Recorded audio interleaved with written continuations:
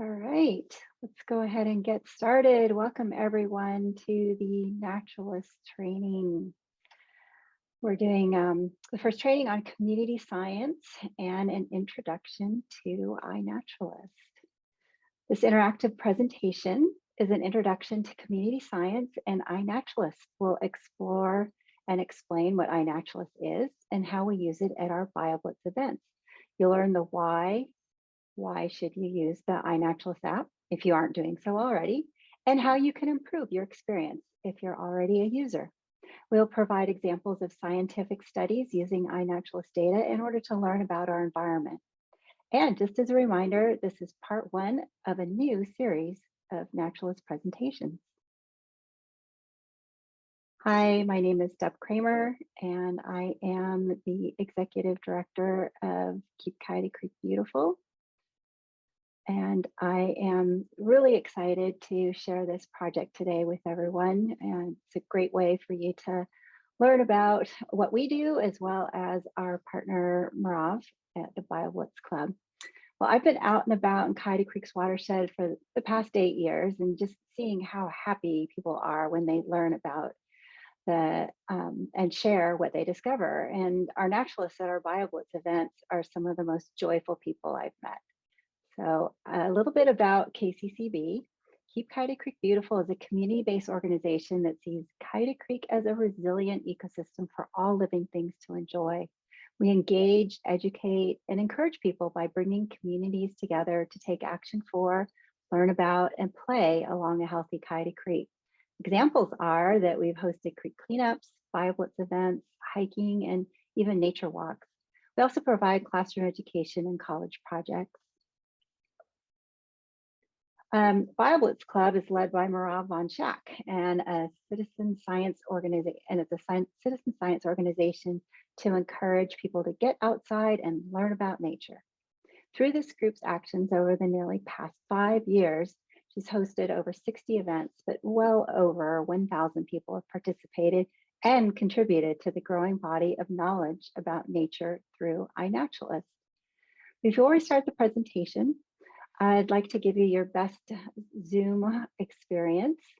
What we'd like you to do is to mute your audio, turn off your video, and set the video layout to speaker mode and full screen. You can put your questions in chat. So now I'm going to turn it over to Merav. Thank you, Deb. And thanks everyone for coming. Okay. I think this should be working. So yeah, thank you everyone for coming. I'm really excited about this first lecture tonight about community science and introduction to iNaturalist. Let me begin by sharing my screen.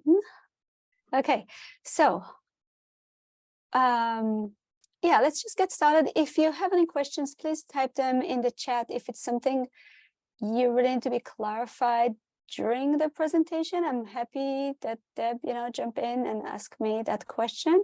Otherwise, we could do the rest of the Q&A at the end, and I'd be happy to have a discussion. The idea was not to have a webinar, but like a live discussion. So let's get started. Okay, so what is community science?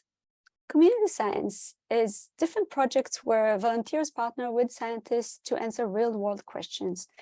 And I'll give you some examples, so it won't be so vague. But before that, I would like to discuss something important. So you probably heard two different terms here, citizen science and community science. It's the same thing, basically, it's just trying to be more inclusive. So I think most people are now switching into community science. You could choose whichever you feel like. I'd like to mention briefly a few projects. There are so many different projects in community science, and there's one thing in common. So it's our ability to get the public interested in a specific topic and share data that they can collect. There are many different projects, many around birds. So eBird is an amazing platform. There are others as well. There's a platform called Zooniverse, which is an incredible website where you could, from home, participate in many different studies and help people analyze their data. other projects ask you to collect data, like these different projects, like Moth Week, which is next week actually, Monarch monitoring, Firefly Atlas.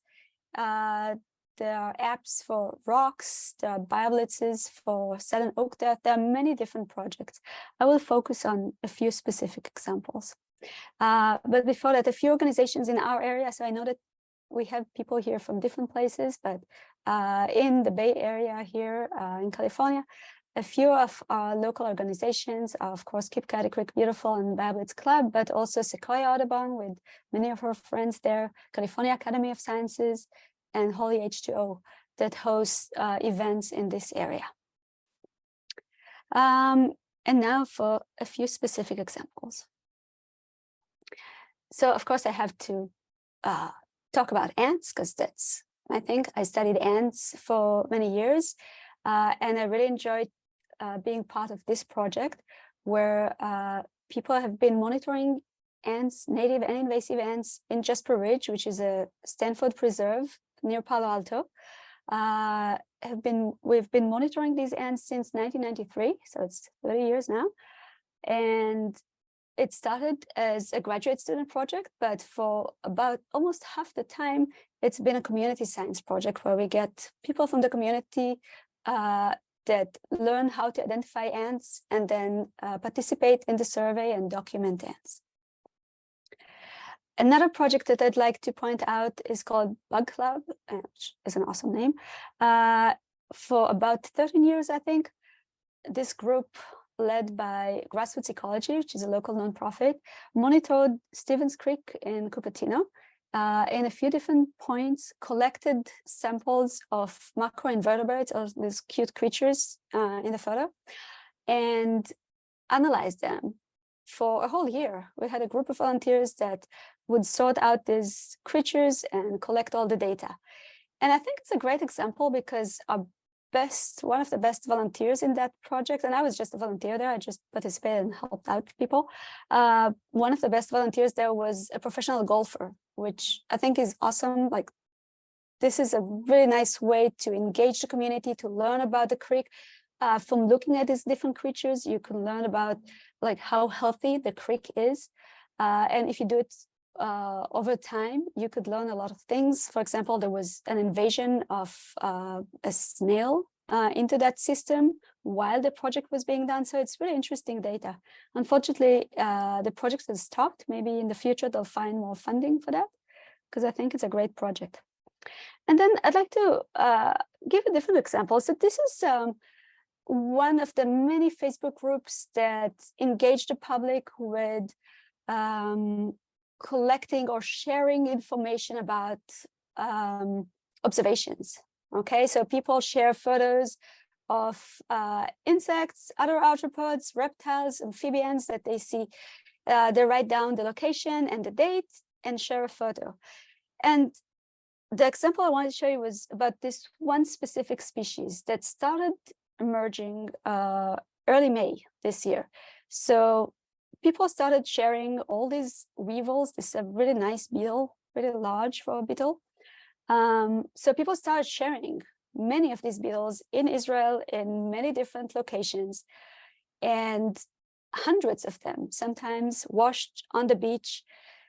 People were surprised. They've never seen these beetles before. And now you could see that people were posting them. This group could have hundreds of posts a day. So you could see them like popping from all over the place, which was really interesting on one hand. And also this group is great because it includes both, you know, the public, people that know a lot about insects and are really enthusiastic, and people that don't know anything but learn through this group to appreciate these insects and other creatures, but also researchers that saw these photos and, you know, identify them and ask for people to collect samples and send them to the university for research.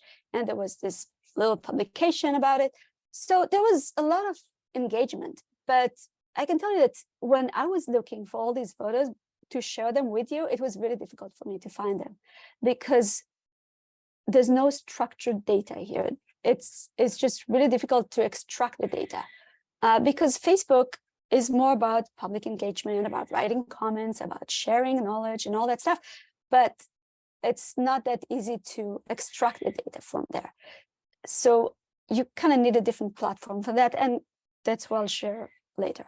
So now we'll kind of jump into BioBlitzes, which is my main use of community science, along with a few other projects. So what is a BioBlitz? A BioBlitz is an event where we focus on finding and identifying as many species as possible in a specific area over a limited period of time. We usually go to different parks and document as many things as we can within about 2 hours. These events are really fun. It's a wonderful way to get out, to know a new place, to get people engaged in this area, and share different ideas. It's great for outreach, but also for advocacy, for community building, and collecting data, which is the main idea here. And I'll get back to that. These are some of the organizations that I collaborate with, especially Keep Coyote Creek Beautiful, where we do many different events, mostly along Coyote Creek in San Jose, but also in a few other places. And then I also collaborate with other organizations and go into different sites. And these are most of the events that I've done in one iNaturalist project. We will talk about iNaturalist for most of this presentation now, so you will learn more about that. These are the different locations where we held our events. So we keep going back to the same locations in different seasons, different years, but we also expand into different locations when we can. You don't need much to do a BioBlitz or to go out and document stuff. You basically need your phone and a spoon. Spoon is very important. And of course, if you have other things, they could be useful as well. So, you know, power bank, a real camera with maybe a telephoto lens or a macro lens, underwater camera could be very useful, a microscope or a little lens. So there are many, many, many things you could add onto just your phone. But even just having your phone is actually most of what you need. The main tool we use is called iNaturalist. It's a free smartphone app that, if you don't use it yet, you could download it now. And you just need to create a username and password, and that's it. Even though it is free, I highly recommend that if you find yourself using the app often, you could donate. To iNaturalist, it's just last week, I think, they announced that they became a nonprofit, and they definitely need our help. Okay, so what is iNaturalist? It's basically social media for nature nerds. You go out, you take a photo of something you find interesting, some animal, plant, mushroom, other living thing, or something that shows us that there was something alive here, even if it was in the past. You take a photo of whatever that was, or record the song. Maybe you've heard some of the birds in my yard, so you could record that as well and share that. Once you save it, you share it with this huge network of millions of people, and you might have all sorts of really interesting discussions. So remember that Facebook group? That was mostly about the discussions. Here, you can have that as well, but it's built more as a structured database, other than built on the community or the comments and that aspect. And this is what it would look like. So this is one observation on my phone, a screenshot, and the same observation on the website. So iNaturalist is not just an app. There's also a website that has far more options than one you have on your phone. And I highly encourage you to use the same username and password and log into iNaturalist on your phone, on your computer. And I'll talk more about that during our next meeting next month, but just to show you what that would look like. When we do a BioBlitz, this is what it would look like. So we create a project, which is basically a page on iNaturalist that accumulates all the different observations made within a specific polygon and specific time frame, for example. So this is a really nice BioBlitz that I had with Keep Coyote Creek Beautiful a few years ago. And we had plenty of observations of all sorts of interesting things. There are many other projects, and we'll get to that also in our next presentation, but just to show you a few options. So this is a similar project that we created during COVID, a virtual BioBlitz where you could go out and document things around your home. But then there are also some really interesting projects that you could do, because I think this is such a great platform, especially for these different community science programs. For example, Snapshot CalCoast is a program that has been started in 2016 along the California coast for 2 or 3 weeks. People go out and document different things. It could be just plants on the beach, but it could be nudibranchs or sea stars or different creatures.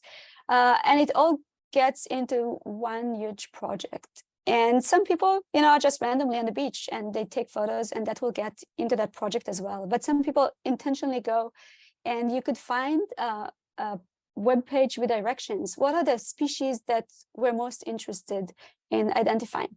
What are the areas that are most important to explore? So you could make it even more valuable. And another project I'd like to discuss is this Goal Week project. So this is just an example of how you could decide. So me, for example, a couple of years ago, decided, oh, why won't we have Goal Week event, which is basically a week where people go out and document goals. Goals are little structures, as you can see on the right, structures induced by usually insects on different plants. And most people don't know they exist and never noticed them. But all you need to do is just, tell them that they exist and give them some directions and, nudge them a bit, and they'll go out and look for these things. And we had people from dozens of countries going out and documenting goals. This was the 3rd event this year. But this is just an example. So you could come up with some idea that you think is interesting and important and try and engage other people into doing that as well. And I think iNaturalist is just the perfect platform for that. And if you're not convinced yet, let me continue. So why should you use iNaturalist? Because there's so many great things about it. So first, this is an article that was published a few years ago. And the main idea that I got from it is that 99% of Canada's naturalists in the past used to focus on 1% of the biodiversity. Because even zoologists, for example, they prefer big, fluffy animals. Okay, most people don't look at the little things.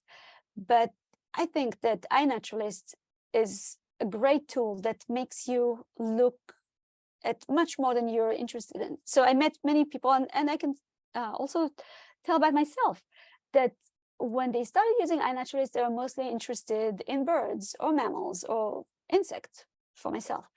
But somehow this platform makes you look at way more things than you used to before. I mean, for some people, they might just look at whatever they were interested in to begin with. But for many people, especially if you go on BioBlitzes, where we highly encourage people to look at everything, to walk slowly and document many different creatures, then we get to know these little known organisms, which are very important. They're an important part of our biodiversity, and we don't know much about them. iNaturalist is also a great way to learn a new subject. Let's say you're always interested in lichens, but didn't really know where to begin, how to learn about them. It's a great way to kind of filter down all the different lichen species, for example, in your county or in your city or in your favorite park. And I think that makes it much easier to learn, maybe the first 10 common species of lichens, other than opening a book that has so many different species. So it kind of narrows down what you can do to begin with, and then of course you can expand as you go. Also, there are very friendly people that will help you learn more, and people will suggest identification for things you see. And most people would be very happy to explain why they think it's this organism or the other. So you can learn more about that. It's a great tool when you want to plan a trip, for example. I wanted to go out north and wanted to look for mushrooms. So I didn't really know the area here in Northern California, but I used iNaturalist. So I was like, okay, where can I find mushrooms? The pink stuff, these are mushrooms. So that's how I found Salt Point, which is a really great park to look for mushrooms in Northern California. But you could do that, like, let's say you really want to see a cute little jellyfish. Where is it found? How can you find it? When was it last found? You could contact the people that documented recently and ask them, like, how can I find that thing? If you have no idea what you find something that you just really don't know. This is often a really great way to learn more about it or start interesting discussions. And I kind of like this example. This is something I photographed, I guess in 2016, it's written right there, in Joshua Tree in the desert here in California. And it was in a little freshwater pond by a dam. And I had no idea what it was. I thought these were amphibian eggs. I don't know, just didn't have other ideas. It was pretty small, didn't move. I thought it was maybe moving, maybe not. So, I posted a photo and there was this incredible discussion with so many different comments. People didn't know what it was. They thought maybe it's a nudibranch, but we don't have nudibranchs in freshwater or in the desert. So lots of people, chimed in until a botanist saw it and said, oh, this is water clover. It's part of the life cycle of that plant, which was a really cool discussion and was recently on the cover of the New York Times because it was such a cool example of community science and how you can get people engaged in thinking about our environment. It's also a great tool to learn about biodiversity and get a hands-on experience when you go on a BioBlitz and you try to look for different creatures. So obviously you could see some birds in this photo, but if you look under the dock, you might see sea anemones. I had no idea there's sea anemones here in the bay. I saw them right there on the dock. What other creatures could you find there? And especially when we go on BioBlitz, for example, you have different experts that they each have their own view, their own expertise. So we learn a lot from each other. And as we go, I feel like we always learn how to find more and more things. And also, I just think it's a really great way to look at the world. So I moved to San Jose in the South Bay about 9 years ago. And that was kind of sad. There's no real parks near where I live. And this is what it looks like, mostly concrete. But if you look at the same aerial photo on iNaturalist, this is much happier, I think, with all these little dots. So each one represents one observation made by someone in the area. Some of them are from our BioBlitzes, some are from my morning walk, and some are from my neighbors that go out and document what they find interesting. So I think it makes life so much more interesting, especially when you're interested in everything. You stop for gas. Awesome. You could look for whatever random creatures live in that gas station because there's always something you can find.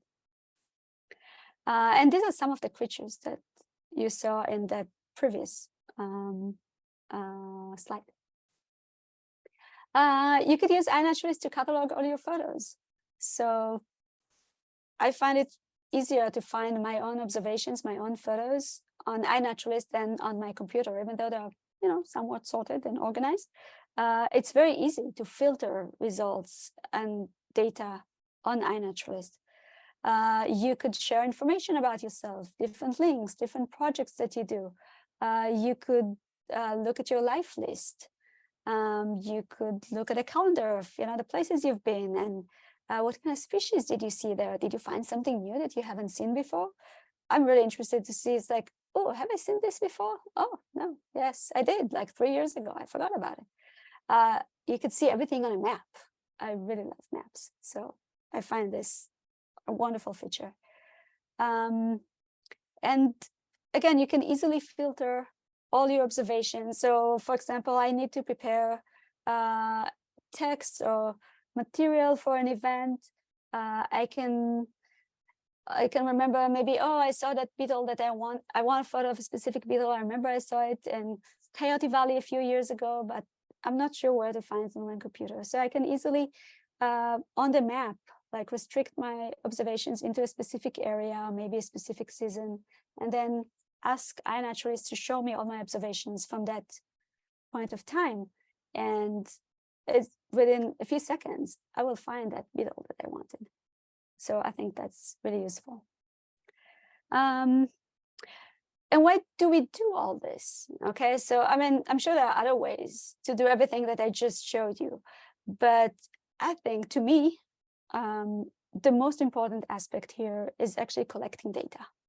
So all these observations, all these many thousands or millions of observations on iNaturalist, I think there are 146 million verified observations on iNaturalist currently. It's probably higher now. So all these observations can be used for research, and scientists would either go on iNaturalist and collect data for different studies, or use iNaturalist as a platform for their studies. And I want to give you a couple of examples. So this is just a really cool study using iNaturalist photos to study climate change by looking at the coat of mountain goats and analyzing photos that people took, trying to figure out how they're impacted by climate change. Another interesting study looking at climate change is a study about these fog lichens in Northern California, and looking at their distribution maps and how they change or not with regards to changes in fog due to climate change. And you could join this project, you could contact the organizer, you could learn more about them. You could find many different studies that use iNaturalist for their research, and you could participate if you're interested. I think it's really interesting. And then I'd like to focus a little bit more about this project, since this is one of the projects I'm leading, talking about roadkill mortality of Pacific newts here in the Bay Area. And I won't show you too many photos of dead newts because they're much nicer when they're alive. But in the past, when people were talking about connectivity and roadkills, it was mostly looking at big fluffy animals that we all really like. But I think in the past few years, it's been more common to look also at the little animals and understand that they're facing a huge problem as well. And our study focuses on two different species of newts, the California newt and the rough skin newt. And both these species are pretty common. They're not rare, not endangered, which is probably part of the problem. So that when we found high roadkill mortality at first, it was difficult to do something about that. So these newts, they spend the dry season during the summer. Now they'll be buried underground, hiding from the dry conditions. But after they get enough rain, they will, around the fall or winter, they'll start migrating from their summer habitat into a large reservoir that is found downhill. And there they will lay their eggs and have the little young develop. Unfortunately, in order to get there, so this is the summer habitat and this is the winter habitat, and between these two, there's a road. It's just 4.2 miles, but along this road, we document at least 5,000 dead newts every year since 2017. We use iNaturalist for this study. It's a little community science group with a few volunteers that we go out and walk this road once or twice a week and document all these newts. And we use the data for advocacy. So the data from our BioBlitz, the data from different studies, the data from this specific study is really crucial for advocacy.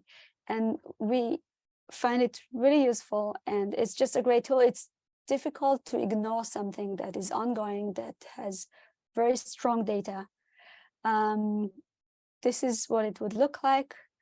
And this is one of the highest reported rates of any wildlife mortality on roads ever reported globally.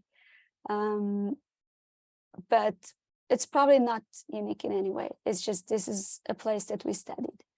But the newts are exceptional. So if we look at all the other creatures that we find on that road, and we document them as well, there's far more newts there than anything else. So these are the other creatures when you remove the newts from the pie chart. But there's something great about that. So other than, you know, counting all these dead creatures, which is really sad, and we have all our data here on iNaturalist and different projects and stuff, our advocacy has been working, I would say. There's a group of experts that is now working on finding a solution to this problem and designing crossings for them. It will take a very long time because obviously it requires money and funding, but it is making a difference, which I think is huge. Because before we started and after we started, most people didn't know about it, and it was a process to get the word out. Okay, so what can you do? One thing is to just go out and explore a park near you, because you never know what you will find. And again, looking at the little things, walking slowly, examining things that you didn't know before, joining a BioBlitz where you can learn from other people, how to listen to the birds, how to look for amphibians, how to document animal tracks, how to document different signs and tracks of many different creatures, not just mammals, but also insects and other arthropods. And this weird creature in the photo, this is a spider. It's called bola spider. And I was so excited when I found one. The only time I found one ever was when I was scouting for a new location for a BioBlitz, and I was really excited. So this spider doesn't look like much, but it's actually mimicking bird poop, which is an interesting strategy. If you're small enough, you could do that. So there are different moths and different creatures that mimic bird poop, which is, you know, a common material here. And I was just so excited to find this spider. Unfortunately, I was there with a birder who thought it was just a little brown spider and wasn't too excited, but I thought it was fabulous. And that's the thing, when you go out looking and observing, you really never know what you will find. And even in a city park like this pretty random place, you might find something that you find really exciting. You can join one of the many events that happen around you. So this is a really cool yearly event that happens every year at the end of April.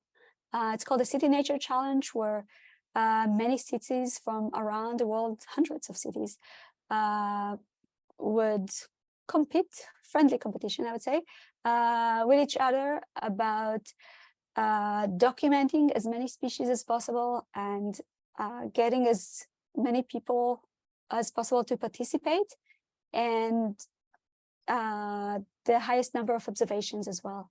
And this has been a really fun event to participate in. So we usually organize BioBlitzes during that weekend, and many other groups would organize events at the same time. So, you know, it's just a good excuse to go out. And even if there are no BioBlitzes in your area, you could just go out and document something. So it's just, you know, a good excuse to do something. And of course, you could see if, you know, if you are in our area, if you're local, please join us for our BioBlitz events. We have one at least once a month, but in the spring and in the fall, for some reason, we usually have far more events. So we might have an event every week or every other week. And as I mentioned, there are other groups in the area that I encourage you to explore and see if they have events that you'll find interesting. This is my website, BioBlitz Club, where you could find all sorts of resources that you can download. This presentation will be there as well, that you can watch it later. There are some flyers that I create for events that have some, of the species we might see, a few birds, a few plants, a few bugs that we might see on a BioBlitz, or some specific flyers about Bay Area spiders or wildflowers or backyard birds or different things like that. So you could download that and use that. And then the future events. And then, okay, so if you haven't used iNaturalist before, I encourage you to download the app, create an account, upload 5 observations from your photos. So maybe, last week you photographed something, you could download that, even if you have photos from 10 years ago and you know approximately where you saw them. And obviously it has a date because it's, stamped in there. You could upload that as well. It's slightly addictive, but, it's a good thing. And make a few new observations and see if you have any questions, if you had some trouble doing that. Also go on the website and see what else you can find there. So iNaturalist is directly connected to Wikipedia. So once you find what your creature is, you can learn much more about it. Okay. Yeah, so explore the app and the website. And you can write some questions because we will meet again in August and maybe you'll have some questions. So this is my presentation. I think we have plenty of time for Q&A. And let me stop sharing. Yeah. Yeah, thank you. Thanks so much for sharing all of that great information. We have a number of people who had some great questions. Oh, good. So I'm going to start with Alex. And Alex had a question about the spoon. Alex, you can go ahead and unmute yourself. Okay. Why do we need the spoon for the BioBlitz? Oh, okay, that's a good question. So I like bringing a spoon because I think it's really useful when you look at little creatures, especially when we explore creatures that live in the creek. We could easily, so we collect some creatures out from the creek with an aquarium net, for example, and put them in little trays. But then they swim around and it's difficult to photograph them. So we can easily scoop them with a spoon for just a few seconds, take a photo, share that with other participants, and then put them back. And sometimes even for terrestrial creatures, we could put like a little spider in the spoon, and the background, even though it's not natural, there's high contrast, so it's pretty easy to see more details on that spider or beetle or something else. Eventually they will climb and escape, or we'll just put them back. But for a few seconds, that could be pretty useful. Okay, thank you. Sure. Yeah, Thanks. that's great. So Debbie had a question about the iNaturalist versus Seek. So Debbie, you can unmute yourself. Hi there, thank you. I really appreciate the iNaturalist capacity for science, but I downloaded it first, probably a couple years ago, to use in the field for simple plant identification. And I found it user unfriendly, and I found Seek much more user friendly. And I'm at a very pedestrian level. So could you comment a little bit, just for field identification usages, on the difference between the two apps? For everybody else, they are both for iPhone and Android, and I've been told that Seek came out of the people with iNaturalist. Yeah, that's a great question. And I didn't mention Seek because I will talk about that a little bit in the next presentation, but I'm happy to share some of the idea now briefly. So Seek is an app that was created by the same group that created iNaturalist, and it's actually using the same data. So it's using the database on iNaturalist to quickly identify something that you see. So sick is wonderful if you just want to know what you see in front of you. Because when I go out and document things, usually I take so many photos, it will take me too long to upload them as I go. I'll go home and upload everything later. So then when I'm out there in the field, I might not get that immediate satisfaction of like, oh yeah, that is coffee berry. But for that, I'll either maybe just upload one specific observation and see what is that plant, or I can use sick. So when I open sick, I can it will instruct me, okay, take photo, take another photo, or like change your angle. I guess it's not taking photos, but like change your angle. And at some point it will maybe start with something more general and get more and more specific according to your plant and if you're close enough, if it can get enough details. And then it will give you an answer. So, which is great, right? Because I want to know if that's coffee berry, and I'll probably get that information. It doesn't know everything. It actually has about a third of the data that iNaturalist has. So if you upload something to iNaturalist, it can identify about 3 times more species, but it needs a network. It needs reception or Wi-Fi or something to reach its database, okay? And iNaturalist uses AI to identify your observations, but there are also real people that will look at your observations later. Because often the AI is wrong. The computer vision doesn't always get it right.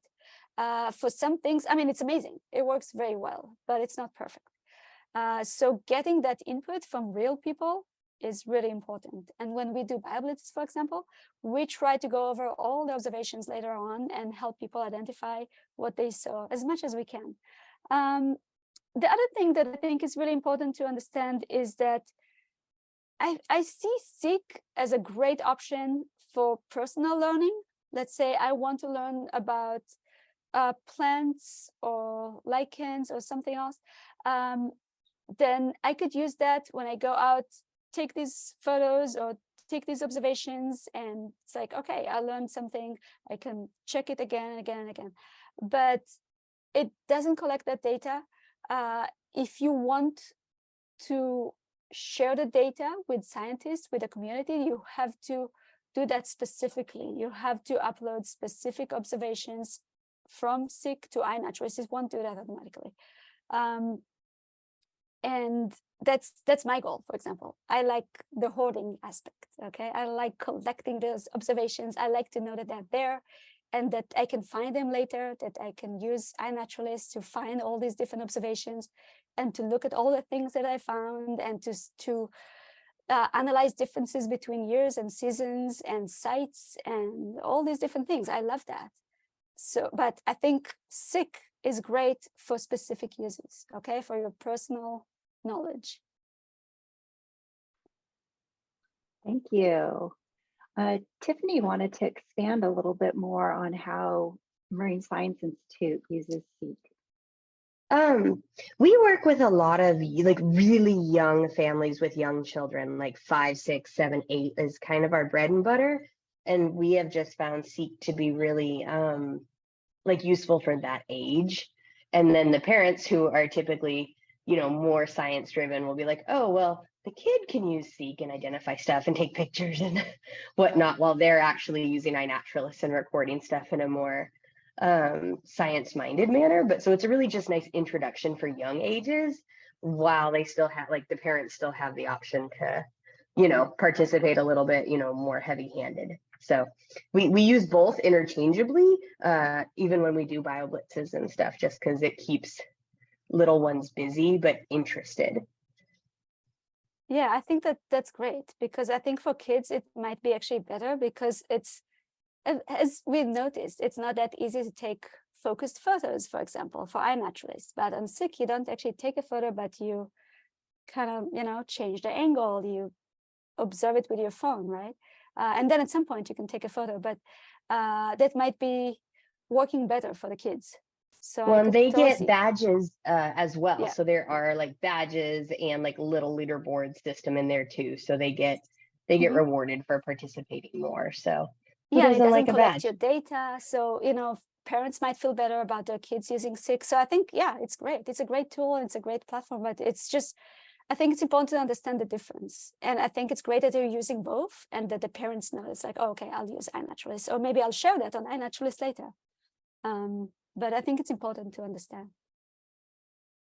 Thanks for sharing, Tiffany. Jane had a question about scale and how do you represent scale? Great question. So depending on what you do, there are some really important tips to how to do like next level, right? Which is probably something we should mention on our next presentation, and let me write a note. So often when we document something, it's important to add scale, especially for animal tracks. For example, it's important to know what is the exact size of that track, right? Because from a photo, it's often hard to tell if that thing you're looking at is small or big. So people would either carry a ruler with them, or if you don't have a ruler, you could put a coin. You could do something that would be easy to use for scale. If I don't have anything with me, I'll just put my hand in there, or even my shoe, okay? Just to have something. So maybe I'll take 2 different photos. One slightly nicer photo of, that track or that something that I wanted to document, then another photo with something I'm using for scale. But yeah, very good point. And then David, you had something that you wanted to bring up as well. Yeah, I wonder if it's worth mentioning bugguide.net. That's how I got started before I knew about iNaturalist. Thank you. Yeah, thanks, David. Yeah, so Bug Guide is a really good website, very professional, that you could get all sorts of things identified. And yeah, and many people start there, or maybe post on both, right? Some people, when they find something really interesting or important, they'll post it on both. I personally use iNaturalist more. I use Bug Guide a little bit, but I know that many of the experts use that and would sometimes ask you to upload something there, or it's a really important tool when you want to identify different things, when you want to look at some other data. And of course, there are many other websites, so there are more specific ones. I think iNaturalist is great because it's for everything, right? It's for the mushrooms and the slime mold and the birds and the insects and the plants, and it's all in one place. Because there are so many different platforms now, like you could get different apps for mushrooms and one app for plants, and then another 3 apps for plants, and then there's so many different ones, and of course for birds. But sometimes it's great to use different tools. So probably in one of our future presentations, we will explore more other tools. For example, I use Merlin, which is a brilliant app by Cornell University that I use to identify bird songs. I'm really terrible at bird songs. And if I don't have one of my birder friends next to me, I need someone to tell me what bird it is. Because then if I know which bird it is, I know where to find it. It's like, oh, it's the nuthatch. I know what it looks like. I know which habitat it would be in. So now I can find it. But before that, if I just hear that little sound, I don't know who makes that. And I might not see that bird. Merav, that's all the questions that we have in the chat. But if anybody would like to go ahead and share their image or just unmute themselves and ask a question, you're welcome to do that. Yeah, and I see that David added a comment about Bug Guide, which is correct. So it's only for North America. And one of the wonderful things about iNaturalist is that it's global, right? You could use it here. You could go use it when you go to Hawaii. Well, Hawaii is US, I guess, but somewhere distant. And again, I love maps. So when I find something, especially something invasive or something with a wide distribution, I often look at the distribution. It's like, oh, wow, that species is found here in the Middle East, in a couple of islands. It's just fascinating because it's global and because it's all these different species. So Tiffany has got her hand raised. Hi, sorry, wet hands. Will you guys, and maybe you already said this and I just missed it, will you guys be creating, or would you create like a resource page? Like I know that you just mentioned Merlin and Bug Guide, and these all sound super fun to share with families. Would you maybe be able to share? I mean, it doesn't even have to be linked, just kind of like, these are some of the really cool other apps we talked about that could, I don't know, build off of. And then I really want to hear or learn more about the newts crossing the road. Is there an article you can link to? Because I really want to read about that. Wonderful. So first, yes, we will share a list of resources that you could use, things that we mentioned here, different projects that we mentioned, and different tools. The presentation will also be available later on. So, if you missed something and you want to listen again, you could do that. But we'll just share, a short list of all these different resources. You mentioned the newts. So the newts are obviously very interesting. I love those. And then on my website, on bioblitz.club, there's a whole page just about the newts with information about them, with the advocacy, with the crossing information, with everything. And if anyone wants to join us, I'm always looking for more volunteers. It's a really important project, and it's very, very interesting. So let me know if you're interested. You can contact Deb, and she would forward me the message. Okay, I think maybe you had another question in there that I forgot. Let me know if it did. So we've got Jane with a question. Go ahead and unmute yourself, Jane, and you can show your video if you'd like. Okay, I was having trouble unmuting. I'm an avid user of iNaturalist, mostly for collecting data and making it available to others who do the studies, to be honest. Its user interface could use a little bit of an updating or reforming for a usability. Do you know of any talk in the background about a redo of its interface? In particular, I'd say if you have to go in and edit one of your observations, that is not very intuitive, the fields there. So it'd be nice to know if, now that it's become so popular, if there are plans to make the interfaces more user-friendly. Thank you. So I think I mentioned that I'm not affiliated with iNaturalist at all. So I just use that, and I know some of the people that do it. I think a great place to learn more about the platform itself, like different plans, different like plans for the future and stuff like that, is on the forum.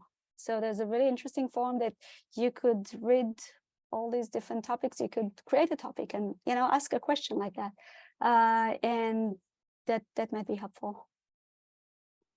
Merav Sharman has a question that she posed in the chat.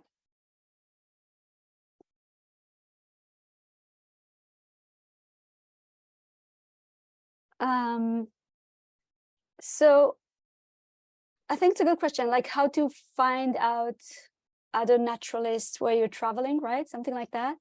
I mean, there are a couple of questions in there. So how to look for different creatures where you when you travel, which I think is great. That's something I often do. So let's say I'm traveling next week somewhere, I might want to check what kind of creature people find there. And if I find something that I think would be like especially interesting for me, I might contact the person who posted these, or most recent person. I'll often, like if I'm traveling somewhere, I'll often see who of my friends was there recently. And then ask them, like, oh, what would be the best place to go? But sometimes, even if I don't know any of these people, I'll see someone that was documenting lots of things in that area recently. I might just, shoot them a message on the website itself and see if they can give me some tips. Finding about events in a specific area, I think, is a bit more complicated. I'm not sure that's something built into the website. Maybe, well, no, I'm not sure how you'd find out. So I think part of like the learning experience here is to use the app, use the website as much as you can, get to know people, interact with other people. And that's how you kind of learn about, interesting events, BioBlitz in a closed preserve, all sorts of really cool ways to engage with other people and get to know, like I met so many people through the app that are now, close friends, but it does take time and it's not really built into the platform, I think. These are really good. Kind of a broad cross section of questions. Yeah, also if you have ideas of things we should cover either in our next presentation or in future ones. So the future one, just like Deb mentioned, will be more in depth about iNaturalist. I'd like to cover different topics that I think people find useful. So how to get my observations identified, right? Often people post all sorts of cool things that they saw and nobody sees them. Of course, there are no secret ingredients here, but there are different things that you could do that might make it a bit more likely that people would notice these observations. Because I think one of the features I love most about iNaturalist is that an observation is not just about observation itself, right? Once you post it, it's part of this database, and you could add that into projects. So just like we have projects for BioBlitzes, there are projects by topics. For example, a project about, well, those mountain goats or the mist lichens, but there could be a project about predators, a project about bird food. So let's say I took a photo of a bird and you could see what it's eating. So I can duplicate my observation and have one observation for the bird and another observation for the insects in its beak. And that will go into that project. And you could link all these observations together, and then you could see, for example, what do black phoebes eat? What kind of insects other people documented them eating? So that's how you get some really interesting information, I think, out of the app, other than just like, okay, I saw that phoebe. But yeah, what else can phoebes eat? Is maybe one question. I think another example, Merav, of traveling and finding some interesting things is the one that Michael gave last year about galls, where he was going to the Southwest and he wanted to know where he might find some galls in a particular park or town. And so he was able to do that. And then with regards to identification, I know that I hike on the peninsula and find a lot of mushrooms. And with those fungus, sometimes I'll tag. One of the people I noticed was is studying fungus. So he will then, if I haven't gotten an identification, I'll tag him and he'll respond. So there are different ways that you can have people respond. If you start to find that people are responding a lot to or identifying a lot of your observations, then you can ask them as well. Exactly. And just like any other community. So once you get to know these people, they might follow you. And then once you share new mushrooms, they'll actually see them right away and help you document them. So getting to know these people, tagging them, asking for help, adding your observations into projects, adding fields, which is another thing we'll cover next time. So adding data basically to your observation. So improving that. You could add annotations. Is that caterpillar I saw, like, is it butterfly I saw? Is it a caterpillar or is it adult or is it a pupa? Like the different stages of whatever organism that I saw. Is that flower in bloom? All these different things are useful for people that use the database. I just want to share one other thing is that I also find a lot of feathers, and oftentimes I'm not really sure if I found what kind of creature it belongs to. So there's a project, as you're mentioning, Merav. One of them is called Found Feathers. And it is truly amazing to what degree people will identify your feather, such as the under left wing of, a feral pigeon.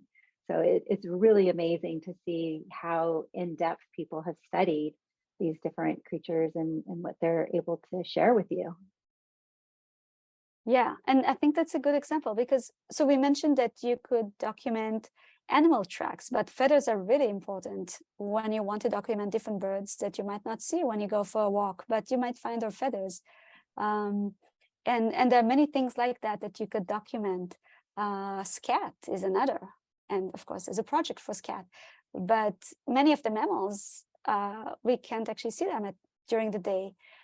So if we don't have webcams or wildlife cameras out, we might not know that these animals are there, but then we could document their tracks. We might document other things that they left behind, like scat or their burrow or things like that. All right, I don't see anybody else who has a question. So I just want to thank everyone for joining us for the Naturalist training, and where we hope you got a good taste of community science and how to use iNaturalist. Thank you, Merav, for sharing your knowledge with us. Many clapping hands for that. I want to let you know that part 2 of the training will be on Wednesday, August 23rd, same bat time, where we'll take a deeper dive into iNaturalist. We'll also have a recording of this video within a couple of days and send you a link in the follow-up email with access to the video. Also want to let you know we have additional videos of virtual BioBlitzes that we have on our YouTube channel. And I just want to thank you again for joining us. Yeah, thanks everyone for coming and for all the great questions.